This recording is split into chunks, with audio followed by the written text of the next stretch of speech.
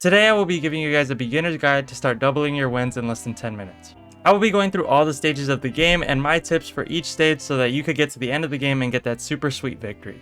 So starting off with the home screen. So the first stage of battle actually begins before you even hit the island. Make sure all your settings are optimized from graphics to keybinds. If you want to go ahead and get a look at my keybinds, here's the video for that. I went ahead and went over my keybinds and why they're optimized towards winning more gun battles. Now once all those settings are settled, make sure to set up your personal supply drop.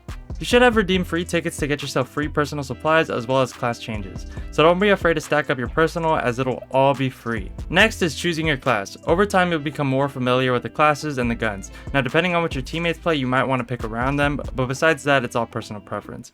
Also note that the specialized gun really does matter, so maybe you don't want to go with a class that has a trash personalized gun and would rather go with a different class that you don't prefer the abilities as much, but a better gun. So, quick example, I really like Shotgun Master's abilities, but I don't really like using shotguns, so if I get Teleporter with the G3, I might go with Teleporter. Now that you're all good to go, it's time to hit Orb Island.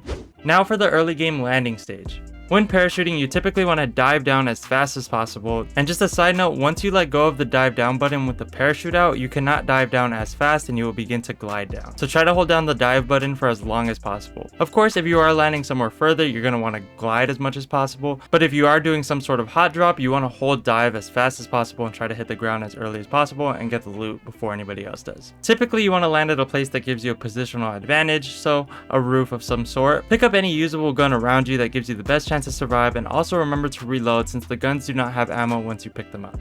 I've seen so many times where people thought they had bullets, tried to shoot somebody, they didn't have bullets, they forgot to pick up the ammo and reload, and they died. So don't let that be you. Now before you continue to loot, make sure to monitor your area and get a sense of where other players are, and maybe one's trying to immediately challenge you, make sure to be ready for that. You want to make sure to grab any bars and armor around you and try to clear out the local houses before you even start looting. A really good tip here is if you pick up a power bar, make sure to use it and then try to take any gunfight you have, because those are very strong, especially in the early game, and can easily help you take out those opponents that are not expecting it. Now after you clear out the area and you know you're pretty safe, go ahead and pop any capsules you picked up and just be sure to start looting. If you do hear two people shooting around you and you know you could probably get a shot off on them, try to get in on that third party, as it's better to go ahead and shoot them while they're not expecting it as opposed to letting them stock up and then attack you. Now that you're pretty secure off the landing, it's time to worry about getting the best possible loot. Now the first piece of loot that you need to get is actually going to be the subscribe button and stay updated on all Super People news and guides like this. And yeah, that'll automatically help you win games, so yeah, go ahead and hit the subscribe button. But in all seriousness, I appreciate you guys for watching. It does mean a lot to me if you do hit the subscribe button. My goal is to simply get you guys more wins, so yeah, appreciate it. This is what I call the mid-game looting stage. In the beginning, you want to pick up everything that the game tells you to pick up, but once everything's at a pretty decent level, you want to start focusing on upgrading your low-level armor to at least level 4. You can easily find these items by hitting tab, clicking the item that you are looking for, and then the game will simply locate it for you. Also, just a side note, if those items are not in your area, your game will not pick up any other items in the area, so make sure to go ahead and disable what you're looking for. That way you can pick up whatever else you need in the meantime. In terms of your guns, I do recommend upgrading the gun that is not your specialized weapon, because you will get your personal supply, and within that personal supply, you'll get a rare gun or better of your specialized weapon. Now getting your personal supply is very crucial, especially as stacked up as it is. Typically, even if it is in the storm, I might still go back for it because the storm only does 1 to 2 damage early game. Of course, if it's late game, you don't want to do this as it'll start doing a lot more damage, but early game doesn't really matter too much. Go ahead and go for that personal supply. If you're not sure if the area is clear, you can smoke grenade or prone on the personal supply. I would typically smoke it out. If you don't have any smokes, then at least try to strafe while you're on top of it and looting, that way you can't just get one tap snipe. While looting, you also want to pick up as many power bars as possible. Make sure to prioritize defense and power, as speed isn't going to be very useful. Being stacked up on defense and power will come very clutch late game. Also very important is to be sure to pick up throwables such as grenades, as they will also be very important late game. Now that you were able to get some good loot, if you haven't already, you're going to come across some enemies. The crucial thing to remember here is the storm, and try to make sure that you're not caught in the storm and forced to run into a pack of enemies, or just simply run into one caught off guard. Be sure to be on storm watch by checking the timer at the bottom left and checking where you may need to reposition for the next storm. Overall positioning is very important here. That's how you avoid dying in dumb ways. It's super annoying when you get all your loot, you're super prepared, and then you die to somebody that you just didn't see on your right. You typically want to position yourself so that you're in a place where you don't have to check too many areas, and you also don't have to worry about getting shot in the back. For example, if you find a house by itself, be sure to clear out the house first and just be on high alert. Try not to let yourself get run up on, or try not to be at a place where you can just get one tap snipe. So typically you don't want to be standing still on a roof, but you also don't want to be inside the house and get caught off guard by a nuke. Also, once again, don't forget your power bars. Those are there for a reason. So if you know you're going to enter a fight, be sure to pop one. Typically, if I'm running out in the open and I'm not too sure where anybody is, I will pop a defense bar.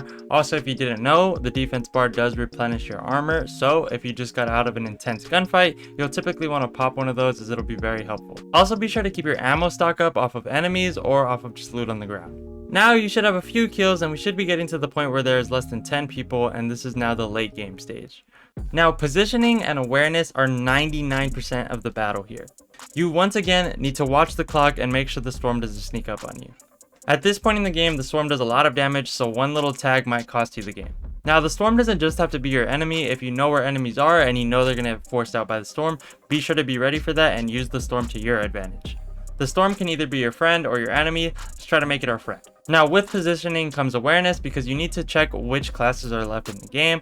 You could do this by simply opening your map and you'll see it on the side. So if you know there's a nuclear left, you're not going to want to sit inside a 1x1 cabin and hope that they don't see you, because as soon as they put that nuke on you, you're going to have to run out, you're going to take damage from the nuke, and they're just going to shoot you. Of course, if you have teleporter and they nuke you, you can get out of there easily. Another way to know what classes are left is if you happen to tag somebody, you'll see it on the log, so this way you know where exactly that class is. If you know they have a sniper class, typically you're not going to want to peek them. You might want to try to bait out their ult or just hide. I prefer the latter.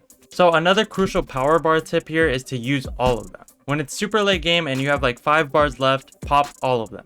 Note that the bar's time does stack, but you cannot have 2 bars at the same time. So you can't have power and defense, but you can have like 3 powers going on at once, which just doesn't triple the effect of the bar, but it does increase the length of time. So if you pop 2 damage boost power bars, it'll add up to 180 seconds. And if you for some reason want to switch to defensive bar, it'll cancel all that time and you'll only have 90 seconds of the defensive power bar, and you can also stack that one as well. So once again, do not pop 2 different types of bars, but stack up on one type of bar. It's better to die with no bars remaining than to die with 5 bars and wishing you had used them. Now, at this point in the game, I hope you picked up some throwables, because they will be very useful in this situation. If you're behind cover and you know where somebody's hiding, you could typically flood them out with a nade or just do a lot of damage to them and cause them to use their heals. Or maybe somebody's just holding an angle on you and you have to push them. You could go ahead and throw the grenade wherever they're hiding, and they'll have no choice but to either back up or take all that damage, and they'll be very easy to kill after that. Now, once you're super late game and there's only 3 other people left or 2 other people left, this is where you can win just based off pure positioning. If you hear the last 2 people shooting each other, this is probably a great time to peek and get an easy cleanup victory. But other than that, with good positioning and playing to the best of your super abilities, literally, you should have a good chance to win and get away with that super sweet W.